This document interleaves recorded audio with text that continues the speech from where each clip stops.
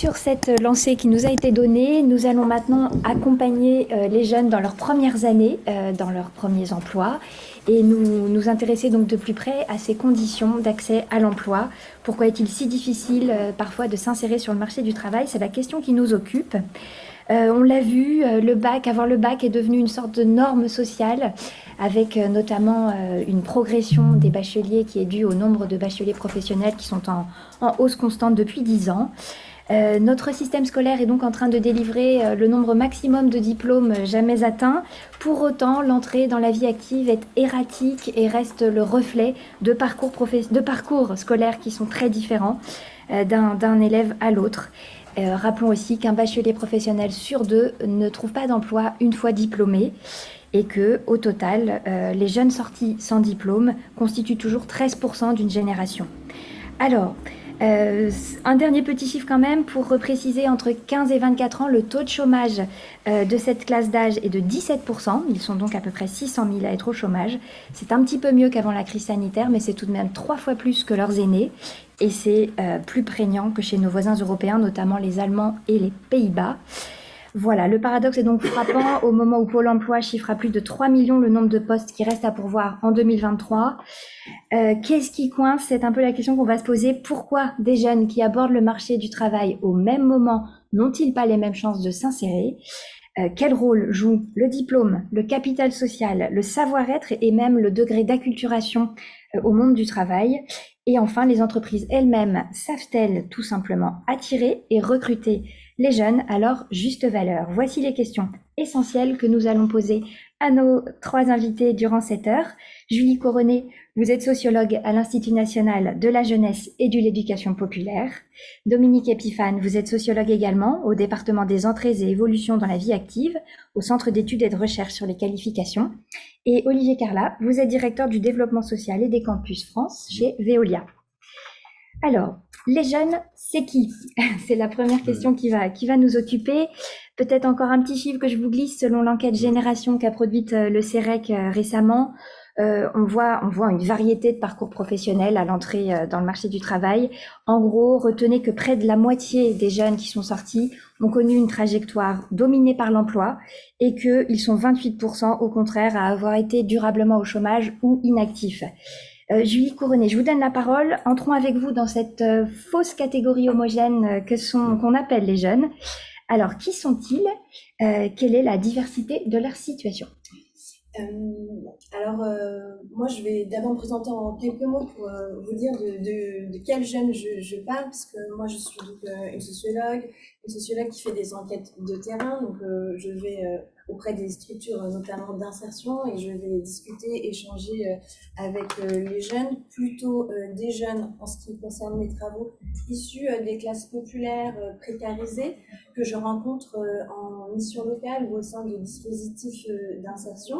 Mais aussi, j'ai mené récemment une enquête sur les foyers de jeunes travailleurs, qui sont des structures d'insertion qui accueillent à la fois des publics très précaires, mais aussi des publics plutôt issus des classes moyennes, donc qui ont eu du soutien économique, du soutien presque psychologique aussi de la part de leur famille pour réussir à l'école.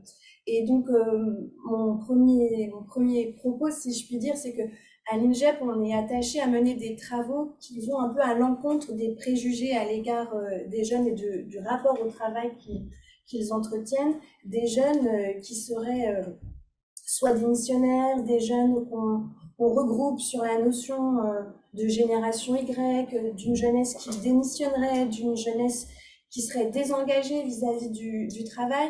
Et les enquêtes de terrain que je mène au sein de ces structures auprès des professionnels, en discutant longuement avec les jeunes, montrent un peu le contraire, et qu'il faut en fait nuancer fortement ces propos et essayer de déconstruire collectivement en fait ces images très préjudiciables et ces préjugés à l'égard des jeunes. Et donc, si je dois rebondir sur votre question, la notion de génération Y qui est beaucoup répandue et qui se répand très fortement en ce moment, en fait, sa principale limite, c'est qu'elle homogénéise en fait tous les jeunes dans leur rapport au travail. Et tous les jeunes n'entretiennent pas le même rapport au travail. un jeune diplômé qui se destine à une carrière de cadre supérieur n'a pas le même rapport au travail qu'un jeune non diplômé qui va être cariste dans un grand entrepôt pour une grande enseigne de supermarché. On n'a pas le même rapport au travail quand on est un homme, quand on est une femme, quand on vit à Paris, quand on vit en milieu rural. Et donc mon premier propos introductif, c'est vraiment d'insister sur le fait que tous les jeunes n'entretiennent pas le même rapport au travail, ils n'ont pas la même trajectoire et dans leur bagage, ils n'ont pas tous la même expérience du rapport au travail. Voilà ce que je peux dire. Merci Julie Coronet. Dominique Epiphane, même question. Quels sont ces jeunes? Comment pouvez-vous nous dresser une typologie, là, si c'est possible? Oui, alors je rejoins totalement les propos qui viennent d'être énoncés. Les jeunes sont loin d'être une catégorie homogène. Ils n'ont pas tous les mêmes rapports au travail et ils n'ont pas tous le même rapport à l'emploi et les mêmes chances d'accéder au marché du travail. Quand on prend, vous avez cité quelques chiffres sur, quand on se présente sur le marché du travail, qu'est-ce qu'on a comme bagage justement? Eh ben, il y a 12% d'une génération, c'est-à-dire ceux qui rentrent une même année, donc c'est les enquêtes génération du CIREC, qui rentrent une même année sur le marché de l'emploi. Il y a déjà 12% des jeunes qui n'ont aucun emploi. Il y en a 41% qui entrent sur le marché du travail avec un bac, soit un bac pro, soit un diplôme CAP, BEP, diplôme professionnel. Il y en a 24% qui rentrent avec un diplôme de l'enseignement supérieur 10 cours, c'est-à-dire bac plus 2, IT, BTS, et il y en a 23% qui rentrent avec un bac plus 5 et plus. Donc évidemment, on se doute bien que le bagage en question ne va pas mener de la même façon et avec les mêmes difficultés ou les mêmes facilités sur le marché du travail. Donc les jeunes, voilà, la génération Y, vous avez utilisé un euphémisme, je crois qu'on peut l'oublier, la Z aussi, enfin moi, voilà, ce sont des concepts complètement hors sol. Et donc, encore 3-4 chiffres, et de ce fait, vous vous en doutez bien, puis vous le savez sans doute, le taux de chômage qui est globalement entre les 15 et les 24 ans, mais déjà quand on touche 15-24 ans, on touche pas tous les jeunes, parce qu'il y en a beaucoup qui sortent après cet âge-là. Le taux de chômage à 3 ans, c'est-à-dire une fois qu'on est sorti de l'école, qu'on a cheminé, on a tenté de cheminer sur le marché du travail, quand on sort d'une école d'ingénieur, on a 6% de chance, entre guillemets, d'être au chômage 3 ans après, 4% si on a un doctorat, et 50% si on n'a aucun diplôme. C'est-à-dire que la moitié des jeunes qui entrent sur le marché du travail sans aucun diplôme, la moitié d'entre eux, 3 ans après, sont encore au chômage. Et ce pourcentage parmi eux monte à 61% quand on vit dans un QPV, c'est-à-dire un quartier prioritaire de la ville. 60% des jeunes sont dans ce cas-là. Donc on voit bien que ce rapport à l'emploi, ce rapport au travail, en effet, va être très très différent. Quand ils sont en emploi, ces jeunes-là, en fonction de leur diplôme, les emplois qu'ils trouvent, si on parle du statut, ne serait-ce que du statut de l'emploi, le contrat qu'ils ont 3 ans après leur sortie de l'école, parmi les diplômés, les plus diplômés d'entre eux, c'est 82% qui sont sur un emploi à durée déterminée, en CDI ou fonctionnaire. Et parmi ceux qui travaillent, donc qui sont déjà minoritaires parmi les non-diplômés, la moitié d'entre eux, je vous le rappelle, c'est encore la moitié d'entre eux qui ne sont que sur un EDI. Donc plus de 50% d'entre eux sont sur des emplois précaires, intérimaires, contrats aidés ou CDD. Donc voilà déjà en quelques mots des choses qui sont connues, mais il y a des chiffres quand même qu'il est important d'avoir en tête. Il faut les avoir en tête. Julie Coronet, vous parlez aussi de mise à l'épreuve. Le parcours d'accès à l'emploi, il est long et il est fait aussi de mise à l'épreuve. Quelles sont-elles? Alors, elles sont nombreuses. Et ce qui apparaît dans les entretiens, alors du côté des jeunes des classes populaires les plus précaires, donc les moins dotés au départ, effectivement, ils racontent sans cesse des mises à l'épreuve qui peuvent, à nos yeux, paraître comme des anecdotes, mais en fait qui n'en sont pas, et qui va entretenir des désillusions et surtout des déceptions. Par exemple, j'ai eu le cas d'une jeune femme d'une vingtaine d'années qui n'a pas de diplôme et qui, depuis la sortie du système scolaire, enchaîne des contrats précaires et des emplois tels que assistante de vie scolaire. Elle travaille dans une boulangerie et ensuite elle souhaite devenir hôtesse de caisse. elle obtient un emploi d'hôtesse de caisse au sein d'une grande enseigne de supermarché. Elle vise cette grande enseigne de supermarché dont je tairai le nom parce que cette grande enseigne propose de la formation et elle trouve ça intéressant. Sauf que ce qu'elle me raconte, c'est dans un premier temps qu'elle est complètement déstabilisée en fait par la procédure de recrutement. Parce que pour elle, elle est très exigeante cette procédure de recrutement. Donc la procédure de recrutement, c'est d'abord un entretien collectif où il faut se raconter et ensuite il faut subir toute une série de tests, par exemple faire la différence entre 2 tickets de caisse selon un temps limité. Pendant cette procédure de recrutement collectif, elles sont 14 jeunes femmes à postuler. La grande enseigne ne prendra que 5 jeunes femmes sur ces 14 en période d'essai. Et à la fin de cette période d'essai, une seule sera embauchée en CDI. Et Leïla, en fait, elle n'obtient pas, elle est sélectionnée parmi les 5 premières. Ensuite, elle est en période d'essai, mais elle n'obtient pas le CDI. Et la raison qu'on lui donne, on lui dit, je me souviens, elle me dit, on m'a dit que j'étais pas assez proche des clients. Mais je suis pas assez proche des clients, en fait, elle sait pas ce que ça veut dire, elle le comprend pas. Et moi-même, je suis pas allée dans la grande enseigne de supermarché pour savoir ce que s'était passé. Mais en tout cas, cette expérience-là, pour Leïla, en fait, elle va faire des dégâts parce qu'elle va mettre longtemps à rebondir. Et parce que ça la complètement, ça la déstabilise complètement. Autre mise à l'épreuve, ils racontent quand même leur difficulté à obtenir un entretien d'embauche. Je parle toujours des jeunes plutôt issus des classes populaires précaires. Quand ils obtiennent l'entretien, ce qui renvoie, je parle du point de vue des jeunes, c'est qu'on leur reproche leur manque de diplôme, bien sûr. On sait que le manque de diplôme se paye très cher aujourd'hui sur le marché, et leur manque d'expérience.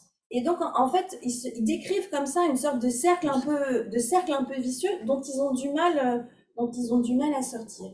Ils racontent aussi qu'ils envoient souvent des candidatures spontanées, parce qu'en mission locale, on leur dit, les CV sont opérationnels, ils envoient des candidatures spontanées, mais ils n'ont jamais de réponse, même de réponse négative. Et cette absence de réponse, elle peut paraître comme ça un peu anecdotique, mais en fait, elle va peser sur le rapport que les jeunes vont construire ensuite au travail et aux entreprises. Si je dois parler des jeunes des classes plus stabilisées, des classes moyennes, donc qui vont sortir du système scolaire avec des diplômes, et j'ai le cas d'une jeune femme qui va sortir d'une école d'architecture privée, pour laquelle ses parents se sont endettés pour pouvoir payer les frais d'inscription. Donc elle va être diplômée d'un M2, elle va plutôt bien réussir scolairement avec le soutien de ses parents, mais elle a cette phrase qui est pour moi emblématique en fait de cette classe moyenne qui est diplômée, c'est que je me suis pris une claque à la sortie de l'école, puisque je pensais avoir avoir avec le diplôme en poche un emploi assez rapidement, mais en fait ça n'a pas été le cas. C'est-à-dire que l'école n'a pas tenu ses promesses.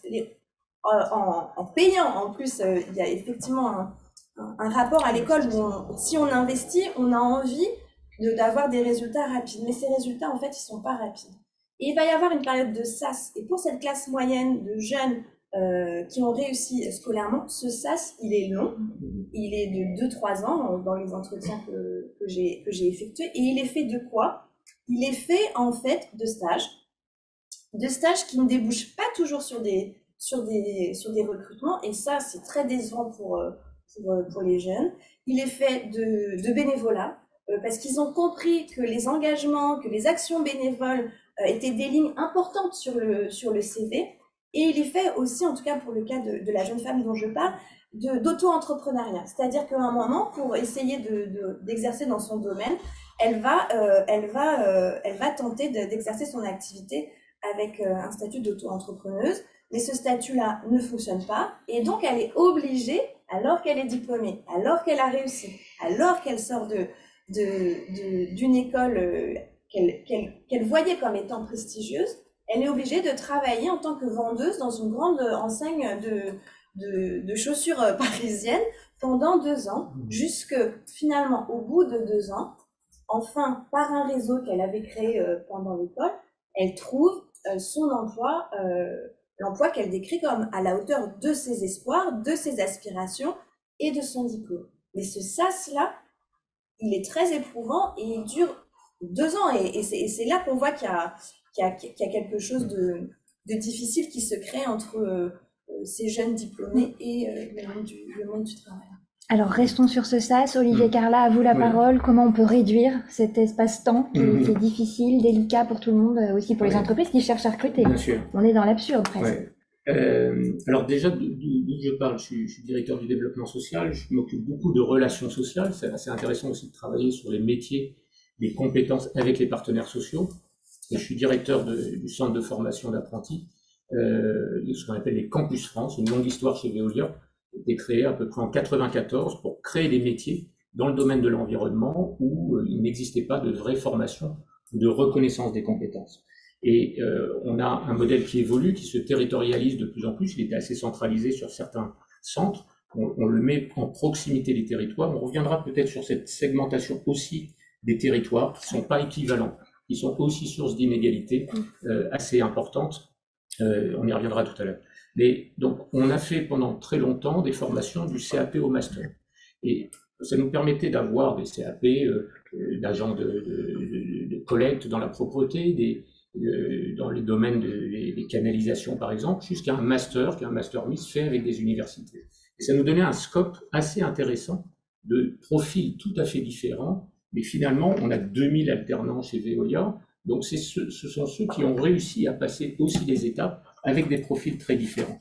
Et je reprends totalement en ligne avec vous, on ne voit pas une génération, on voit des générations, des jeunes, avec des parcours, et vous l'avez très bien dit, qui sont parfois des parcours très chaotiques, sur lesquels il y a des ruptures. On ne prend, nous, que des jeunes majeurs dans notre centre, des jeunes majeurs qui reprennent un CAP ou un DEP.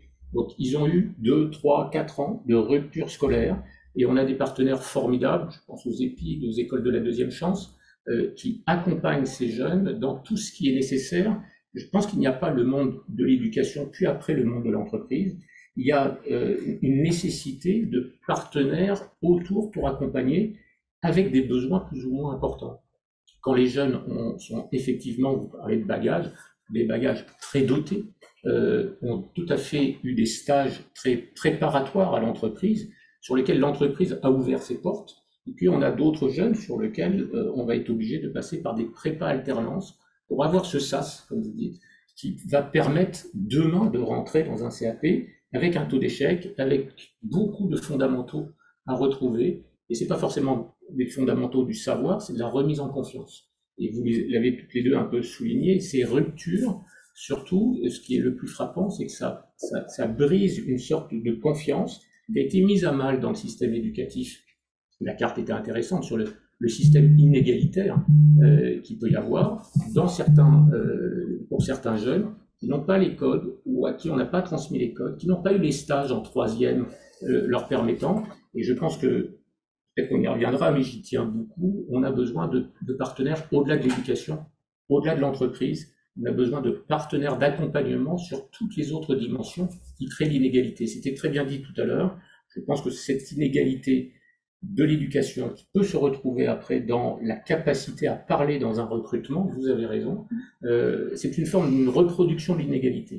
Et il y a beaucoup à faire dans ce cadre-là, il y a beaucoup de choses qui se transforment dans l'entreprise pour casser ces codes, effectivement sous une forme de pression, et l'entreprise doit encore accélérer sa transformation de ses codes et de sa culture, du recrutement notamment, parce que il y a une rareté qui nous amène à découvrir d'autres jeunes et à les accompagner. Et j'insisterai sur le point du temps, parce qu'il faut du temps, et l'apprentissage a été quelque chose de très positif. L'apprentissage, ça va se faire en 1 an, en 2 ans, le temps d'un diplôme, et on va voir monter les jeunes en progression. Et il faut qu'on trouve, dans un temps raccourci de l'entreprise aussi, qu'on retrouve ce temps de l'éducation, de la progression. Tout à l'heure, on parlait du droit à l'erreur, peut-être du droit à l'erreur ou de la progression. Finalement, on n'a pas obtenu le summum de ce qu'on attend au bout de 2 ans. Et donc, travailler ces temps, travailler aussi ces partenaires qui peuvent accompagner le jeune dans toutes les dimensions, qui vont le rassurer pour rentrer dans ce cadre. Et on voit des jeunes très fragilisés dans ce qu'on peut rencontrer dans les entretiens. Juste une petite Oui. précision, la réforme du lycée Oui. professionnel dont on a déjà un petit peu Oui. parlé depuis ce matin Mm. prévoit des bureaux de relations avec les entreprises dans, Oui. dans chaque lycée pro. Ils sont environ au Oui. nombre de 2000. C'est une bonne démarche, c'est comme ça Alors, qu'il faut procéder. Vous serez partie prenante? On sera partie prenante, je pense, et on est déjà partie prenante dans des projets communs, mais qui se passent très en amont. On parlait tout à l'heure que c'est au niveau de la 5e, 4e qu'il y a des bifurcations qui vont se faire. On a besoin de projets communs. J'ai en tête le sport dans la ville, nos quartiers ont du talent, ou Ma ville en vert, qui est une démarche faite avec des jeunes et sur lequel on va aller chercher effectivement un projet, une entreprise qui s'ouvre, qui va travailler sur un quartier, qui va travailler, on le fait à Aubervilliers, là où est notre siège, avec certains collèges, c'est des 4e, des 3e, à qui, avec un projet commun de l'entreprise, on va pouvoir faire des liens et casser, notamment dans les quartiers populaires, avec des jeunes qui ont des faibles qualifications, qui ne sont pas accompagnés forcément par leurs parents, qu'on n'a eux-mêmes pas accompagnés, de pouvoir avoir quelque chose de commun. Et encore une fois, c'est pas simplement l'éducation et l'entreprise, c'est tout un partenariat autour pour faciliter cette transition, et la rendre la plus fluide possible.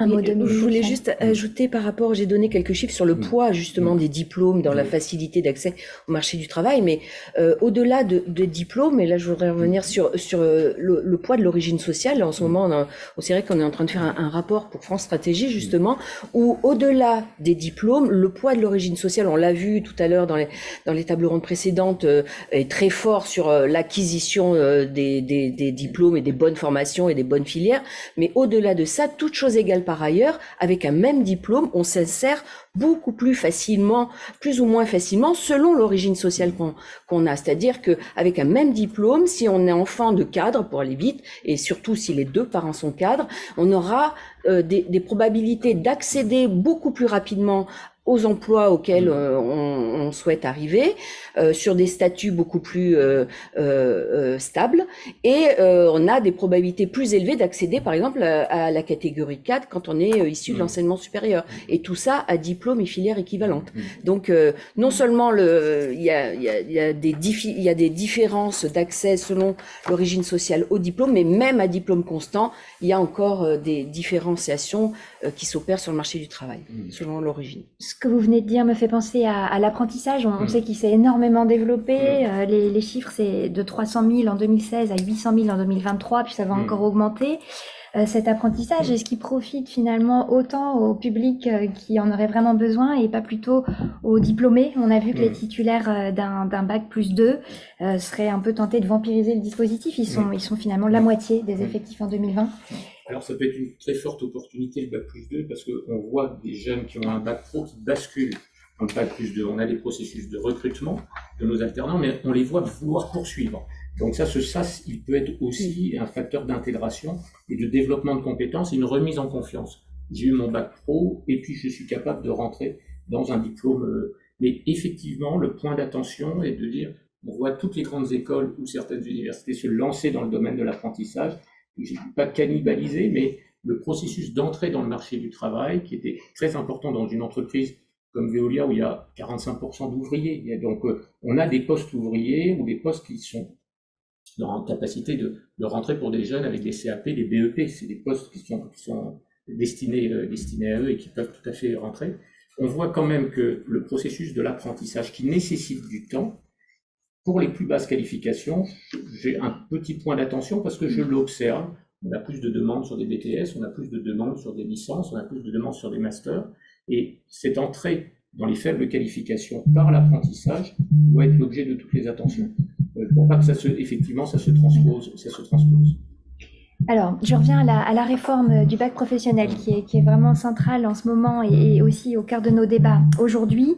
Parlons clairement. Il est question de fermer des filières qui seraient non insérantes. Le président l'a dit comme ceci. Il a parlé de rénover aussi des filières, 50 en 2023, 100 en 50 en 2024 et 100 en 2025. Les filières non insérantes m'intéressent particulièrement. Vous en avez identifié lesquelles pourraient être fermées? Les filières non insérantes, on ne les voit pas tout à fait. On voit des jeunes qui ont pu avoir des parcours. Ce dont on a besoin, c'est qu'on a besoin et ça dépend des territoires aussi, des implantations. Mais on peut avoir effectivement des vrais besoins et des ressources pénuriques qui sont des ressources pénuriques dans les domaines techniques, dans les domaines de l'usine, dans les domaines de maintenance, dans les domaines d'électromécanique, tous ces objets de technicité. Et il faut qu'on en parle mieux, nous, entreprises. C'est-à-dire qu'on attire mieux sur ces métiers-là, qu'on donne à voir ces métiers dans toute leur profondeur, dans toute leur technicité, dans tout leur sens aussi, et leur utilité. Et quand vous êtes dans un centre d'incinération de déchets, là, vous êtes complètement au cœur, bien plus que d'autres, que certains Bac+5, au cœur de l'économie circulaire, de la transformation écologique, parce que vous allez faire des déchets une ressource ou une ressource d'énergie pour alimenter un quartier ou un hôpital. Et ça, on peut en parler de façon très concrète. Et il faut voir aussi les centres, ouvrir nos centres, le montrer, et montrer aussi tout le sens collectif qu'il va y avoir. On parle souvent sur un jeune, tu auras un métier, mais ce métier, il se fait dans un collectif, et de valoriser aussi les équipes qui vont être des équipes accueillantes. Le jeune ne sera pas tout seul, il ne sera pas abandonné. Il y a tout le processus de qui va t'accompagner tout au long de ton parcours. Et je pense que là, il y a un enjeu extrêmement important de comment on parle. Vous l'avez souligné toutes les deux sur également l'enjeu de la qualité du travail. C'est pas que les jeunes, le sujet sur les retraites, c'est pas le sujet là. Le sujet sur les retraites, il a bien marqué le sujet de la qualité du travail et au travail. Et il rejaillit tant pour les seniors que pour les plus jeunes. Dans le parcours professionnel aussi, ça interroge le parcours professionnel de ceux qui n'ont pas les diplômes mais qui sont dans l'entreprise, qui ont des capacités pour se développer. Et tout ce continuum est une réflexion profonde pour accompagner chacun, dont les jeunes, dans la visibilité qu'on va leur donner. Dominique Epiphane, dans les secteurs en tension, on trouve l'hôtellerie, restauration, le BTP et la métallurgie, notamment. Mais le manque de formation adéquate n'est pas toujours la cause de cette pénurie de main-d'œuvre. Ces métiers sont différents, ils ont du mal à recruter aussi pour des raisons différentes. Est-ce que vous pouvez nous expliquer les nuances entre tout ça? Oui. Alors oui, souvent on pense que la formation des jeunes, notamment, est une réponse au recrutement dans ces métiers en tension. Donc, j'ai deux collègues au CEREC, Thomas Coupier et Céline Gasquet, qui ont travaillé, qui ont fait un zoom sur ces trois secteurs-là pour tenter de décrypter si la formation des jeunes pouvait être une réponse. Et en fait, selon les secteurs en question, les réponses ne sont pas du tout les mêmes, puisque déjà, je crois que ça a été évoqué ce matin, tous les jeunes formés où qu'ils soient, ne vont pas tous dans les métiers où ils pourraient, sur lesquels ils sont formés. Et en général, c'est 50% en moyenne de jeunes qui sont formés dans une filière qui vont faire autre chose. Alors ça, c'est plus ou moins fort selon les secteurs en question.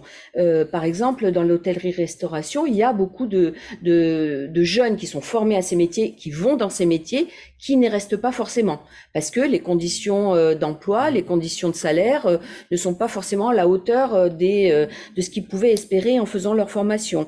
Dans le BTP, non seulement les jeunes qui sont formés dans ces filières-là vont dans ces filières-là, mais le BTP recrute aussi beaucoup de jeunes et les forme eux-mêmes, ou les forme sur le tas ou plus ou moins formellement, parce qu'il y a un énorme besoin de main-d'œuvre. Donc on va un petit peu avoir des besoins qui dépassent la formation des jeunes. Donc est-ce qu'il faut former davantage de jeunes? Est-ce que les formations sont adéquate, parce que par exemple, alors là c'est un troisième secteur, la métallurgie, où il y a beaucoup de jeunes il y a des jeunes qui sont formés mais qui ne vont pas vers ces métiers, et les entreprises ne recherchent pas forcément les jeunes qui n'auraient pas les compétences que leur apportent les formations. Il y aurait un décalage d'après les études entre ce qu'offre la formation initiale et les besoins de des entreprises.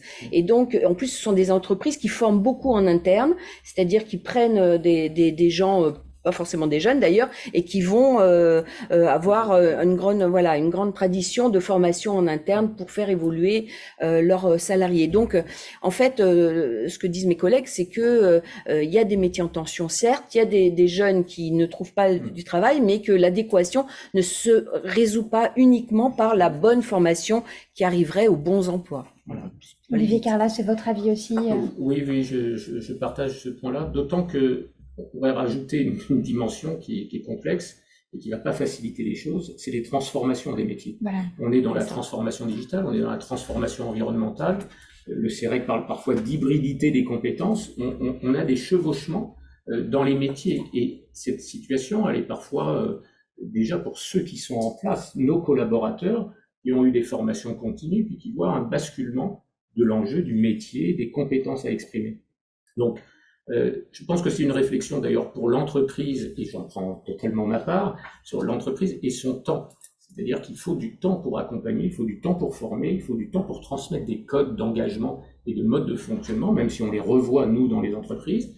Mais néanmoins, quand on est dans une équipe, il y a des engagements qui sont à travailler. Mais encore faut-il ce temps qui ne soit pas si court que ça. Il y a des ressources pénuriques, il faut qu'on recrute dans les ressources pénuriques et qu'on forme dans les ressources pénuriques. On sera toujours dans une course un peu difficile. Je pense qu'il faut trouver les sas, effectivement, de formation plus rapide, plus souple, et de formation continue. Et ça, c'est une responsabilité de l'entreprise qui va avoir peut-être accélérer, elle le fait déjà, mais peut-être à accélérer avec des focus, ce qu'on fait dans des gestions prévisionnelles d'emploi et compétences, une gestion des parcours professionnels, d'identifier où sont les fragilités dans des phases de transformation. Parce que l'inégalité qu'on a vue, elle se retrouve aussi dans la capacité d'employabilité et de rebond d'un certain nombre de collaborateurs, jeunes ou moins jeunes.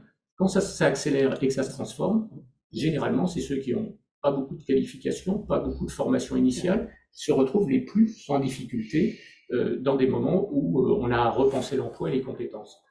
Donc, c'est un continuum de travail, et encore une fois, l'éducation, la formation est une des réponses. Je pense qu'elle n'est pas la seule réponse pour faire face à ces inégalités et pouvoir se développer utilement dans l'entreprise à son rythme également.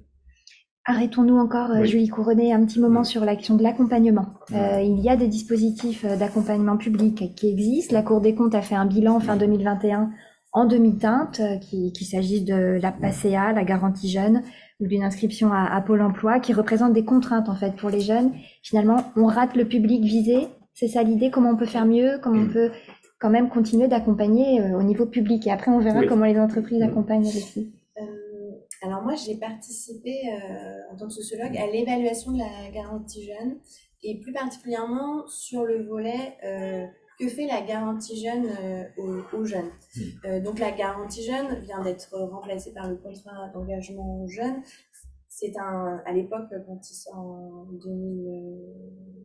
2014-2013, si je ne dis pas de bêtises, c'est un dispositif qui est porté par les missions locales, qui accompagne le jeune pendant 1 an, avec une phase intensive d'accompagnement collectif pendant 6 semaines et l'attribution d'une allocation d'environ 500 € pendant 1 an. Donc ça, c'était le dispositif tel qu'il était pensé au moment où il a été mis en place par la garantie jeune. Et là, il a évolué et il s'est transformé en contrat d'engagement jeune. Mais en tout cas, sur l'évaluation qui avait été faite au moment de la mise en place de la garantie jeune, nous, ce qu'on avait observé, c'est que donc, ce public vise une catégorie de jeunes qu'on nomme derrière l'étiquette de NEET, donc les ni en emploi, ni en formation, ni en études, de NEET vulnérables. Donc nous, ce qu'on avait observé, c'est que quand même la garantie jeune arrivait à cibler ce qu'on appelait les NEET vulnérables. On pourra débattre ensuite sur ce que fait cette catégorie une manière de penser la jeunesse, parce que je le dis quand même, parce que j'ai du mal à me retenir, les NEET, cette catégorie, c'est quand même encore une fois une manière de décrire par la négative la jeunesse, c'est-à-dire qu'ils sont ni. Et en plus, c'est une catégorie qui est prise à un instant T, donc qui fige en fait la situation du jeune. Et nous, ce qu'on avait observé, c'est qu'elle occulte complètement leur expérience professionnelle avant d'entrer dans le dispositif, et c'est une expérience professionnelle faite de petits boulots, de stages, de travail non rémunéré, enfin, de travail non rémunéré ou non déclaré. Et donc ça a invisibilisé cette expérience professionnelle, et je pense que c'était regrettable. Pour revenir à la garantie jeune, je partage complètement votre avis sur le fait qu'il faut penser l'accompagnement dans sa pluralité. La garantie jeune, c'était un dispositif qui avait pour philosophie d'intervention de tout miser sur l'emploi. C'était le work first, c'est l'emploi d'abord. C'est en mettant les jeunes rapidement dans une situation d'emploi et en multipliant les expériences professionnelles qu'on allait pouvoir insérer dans un premier temps professionnellement les jeunes et socialement. Et donc ce pari-là, qui est assez fort pour la garantie jeune et qui va un peu à l'encontre, même complètement à l'encontre de ce que Bertrand Schwartz a fait au moment où il a créé les missions locales, qui prenait un accompagnement global.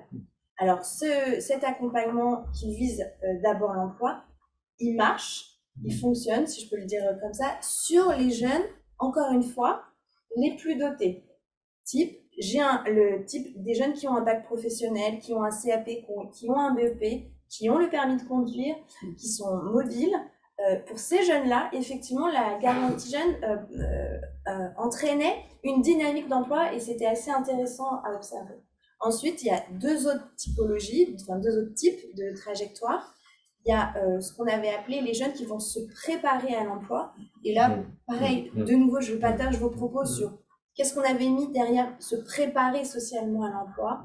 On avait mis, et ça c'est assez révélateur des jeunes que je rencontre, la confiance en soi. C'est-à-dire qu'il y avait des jeunes qui racontaient moi, je n'osais pas prendre le téléphone pour appeler un employeur. C'est ma mère qui le faisait. J'étais très stressée en situation d'entretien d'embauche.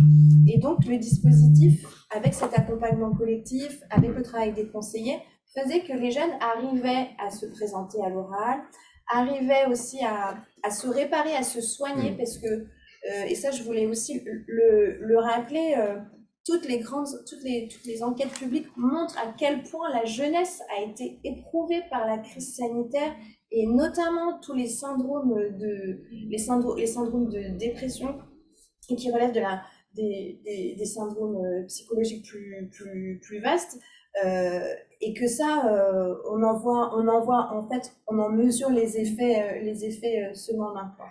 Et donc il y a une jeunesse qui se répare, pour revenir à la garantie jeune. Et ensuite, il y a une jeunesse où on a appelé avec des parcours empêchés. Et là, le dispositif ne les atteint pas. Et c'est ce que j'observe quand même globalement sur l'ensemble des dispositifs que j'ai étudiés.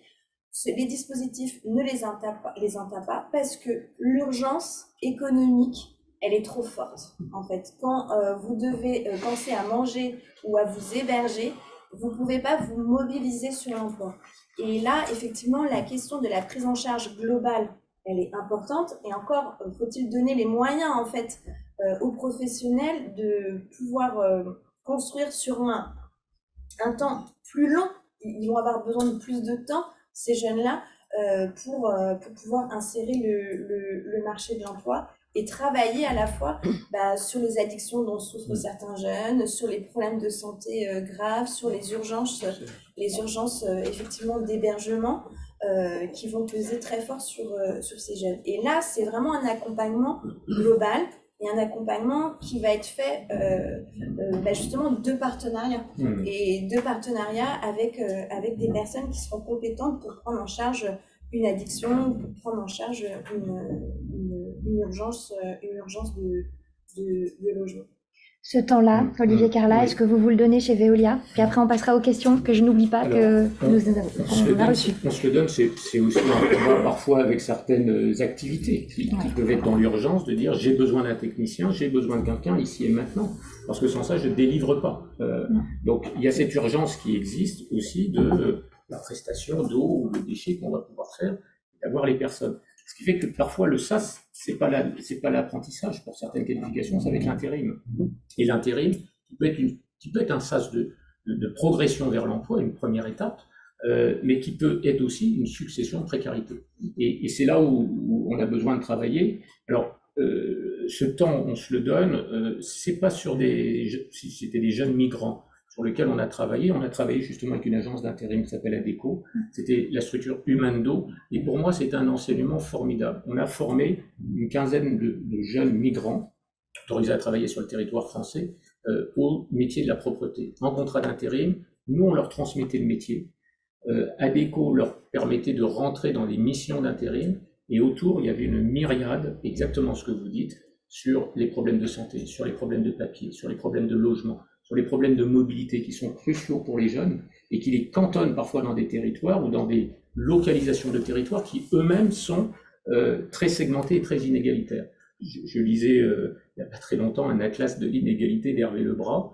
Il y a toute une cartographie géniale, parce que je connais à peu près ce coin-là, autour de Montélimar, avec Sochaux, avec Audincourt, avec Valentinier. Où sont les personnes? Donc, où sont ces jeunes finalement? Ils sont dans des communes ouvrières, et la visibilité qu'ils ont de l'entreprise, ça peut être effectivement Sochaux et Stellantis PSA, mais ça peut être aussi relativement peu de diversité dans les stages qu'ils vont pouvoir faire. Et je trouve qu'il y a un amont extrêmement important qu'il ne faut pas louper. Pareil sur la féminisation des emplois, on voit que les choix sur les jeunes filles se font en 4e, 5e, dans une sorte de reproduction.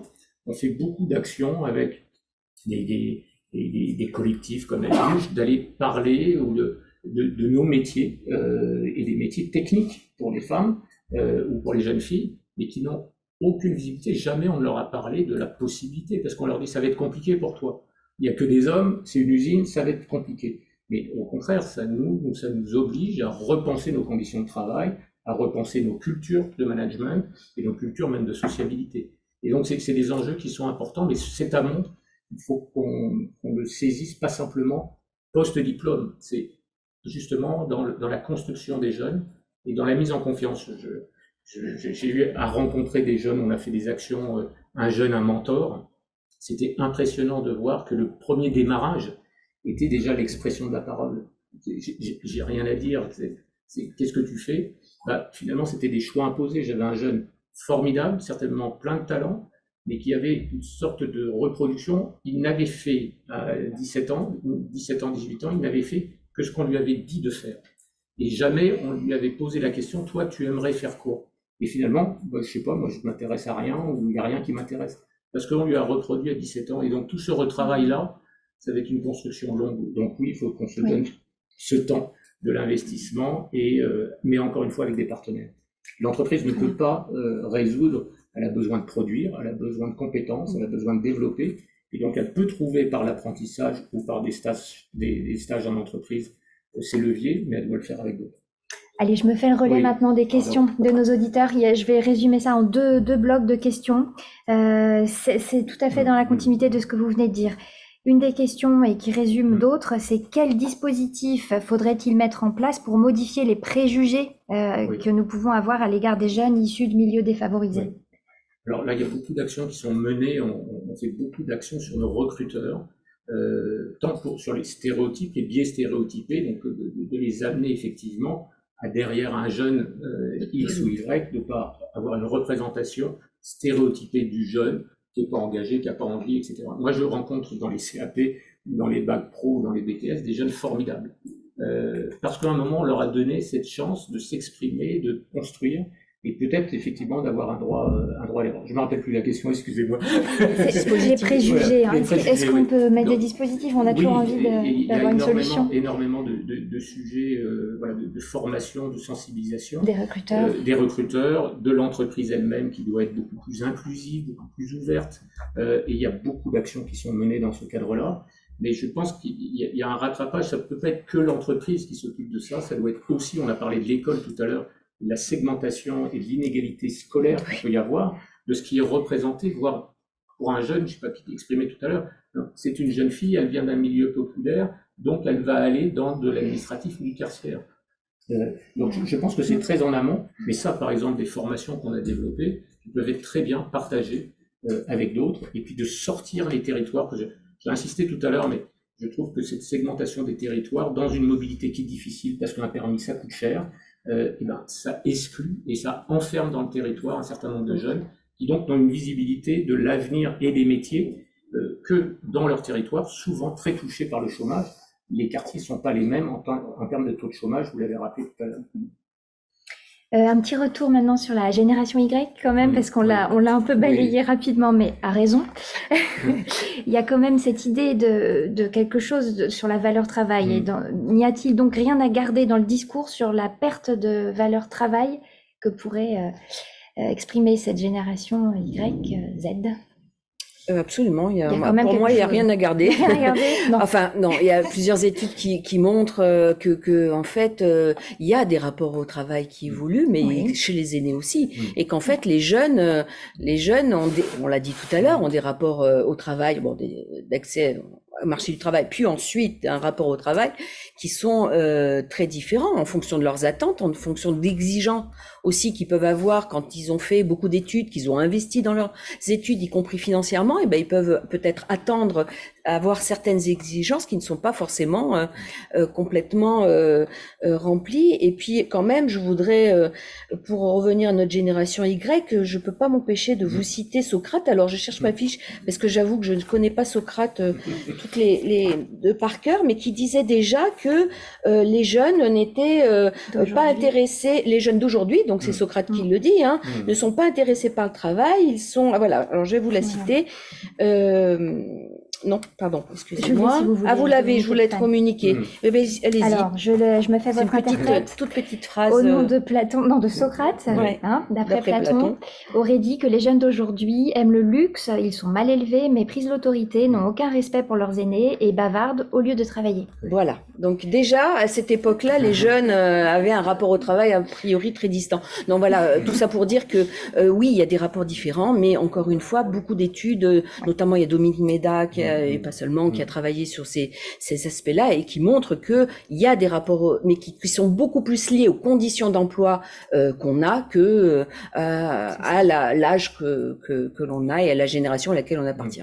Alors, par contre, je trouve ça quand même assez frais, le questionnement de surdiplômés qui réinterroge le sens au travail. Voilà, la quête de sens. Alors, c'est encore une fois qu'une petite partie, mais je trouve quand je dis c'est assez frais, c'est que ça nous amène aussi à reposer un certain nombre de l'utilité de l'entreprise, de la contribution de mon action, et peut-être aussi de codes managériaux, de culture managériale qui doivent évoluer pour laisser plus la parole, considérer, être moins dans ce système hiérarchisé qui a pu exister dans certaines entreprises. Donc je pense qu'il y a des choses à prendre véritablement quand même, tout en ayant ce clivage clair que c'est pas tous les jeunes, mais certains jeunes, j'ai participé à la Cité Fertile à Pantin, à des débats comme ça avec les jeunes, c'était quand même extrêmement intéressant sur, mais expliquez-nous, vous, en tant qu'entreprise, à quoi vous contribuez, est-ce que vous construisez un avenir désirable. Et je pense que cette transition écologique amène effectivement des questionnements qui sont très utiles. Après, il ne faut pas effectivement qu'on le voit comme la génération Y et tous les jeunes. Il y a beaucoup à travailler sur la qualité au travail, la qualité du travail. Il y a des thèmes là qui sont en train d'être discutés post-réforme des retraites que je trouve assez passionnants s'ils débouchent de façon intéressante et approfondie sur le travail et la projection du travail. Et vous avez raison, c'est pour tout le monde. Les seniors sont en train de l'interroger durablement. La volonté de ne pas aller plus loin, les 64 ans ou les 62 ans, était finalement un symbole d'un questionnement sur le travail et la projection au travail. Et c'est ça qu'il faut qu'on entende. Olivier Carla, toujours pour vous, vous avez évoqué la question de la féminisation de vos métiers. Pouvez-vous nous dire, sur 45% d'ouvriers chez Veolia, quelle est la part de femmes? Alors, sur la catégorie ouvrière pure, il y a 10% de femmes. Au global, nous en avons 20% sur le global et 30 à 35% sur le management. Donc, on voit bien que les segmentations existent et dans les écoles d'ingénieurs techniques, on a du mal à attirer. Je pense que les taux n'ont pas tellement évolué depuis 10-20 ans. C'est autour de 20% certainement de jeunes femmes qui sont dans ces écoles d'ingénieurs, qui dans un métier comme le nôtre va être absolument une entrée cruciale. Donc on a déjà cette disproportion du 80-20. On voit des évolutions sur les BTS légères, encore plus faibles sur les bacs pro, et puis quand on a en CAP canalisateur une jeune femme, tout TF1 veut venir pour la filmer. Mais c'est véritablement anecdotique et à aucun moment on l'a accompagnée véritablement. C'est son choix personnel, mais il n'y a pas eu de construction. On a des expériences étrangères, par contre en Roumanie, en Belgique, extrêmement intéressantes sur des techniciennes, où à l'issue de parcours ou de rupture, elles reprennent des cycles de formation et rentrent dans les entreprises sur justement ces ressources pénuriques. Et il y a des choses assez intéressantes. Le Maroc aussi est en train de faire un gros travail de féminisation sur des emplois qui ne sont pas encore créés, de techniciens ou techniciennes commerciales, d'aller dans ce sens-là. D'accord. Moi non plus, il y a des sujets sur lesquels je ne peux pas m'empêcher d'intervenir. Et notamment, quand on parle de mixité des métiers, on ne parle que des femmes. Bon, alors vous, je comprends, en Veolia, je comprends tout à fait. Mais plus généralement, le discours est de faire entrer des filles dans les formations dite masculine, il faut aussi penser à l'autre côté. Absolument. Les formations, les emplois du CARE, il y a des métiers fortement en tension, je crois savoir, de ce côté-là, et ça serait peut-être bien aussi d'essayer de faire rentrer des hommes dans des métiers dits féminins.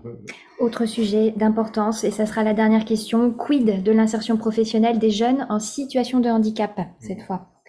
Avez-vous des données, mesdames les sociologues? Non, pas directement. Pas directement. Je crois savoir que c'est encore plus difficile que Ouais. pour les non-handicapés, mais j'ai pas de données personnellement. Peut-être que des dispositifs existent et fonctionnent Oui, pour le Des coup. dispositifs existent, fonctionnent. Là aussi, c'est une démarche très volontariste Ouais. avec toutes les structures. Et là aussi, je réitère la notion de l'accompagnement et d'une démarche vraiment collective pour réussir. Très bien. Personne n'a de remords pour un mot de la fin. Je pense que on va pouvoir s'arrêter là. Si toutes les questions, je crois, ont été traitées, merci beaucoup pour vos Merci à questions. vous. Merci à tous les trois Merci. également.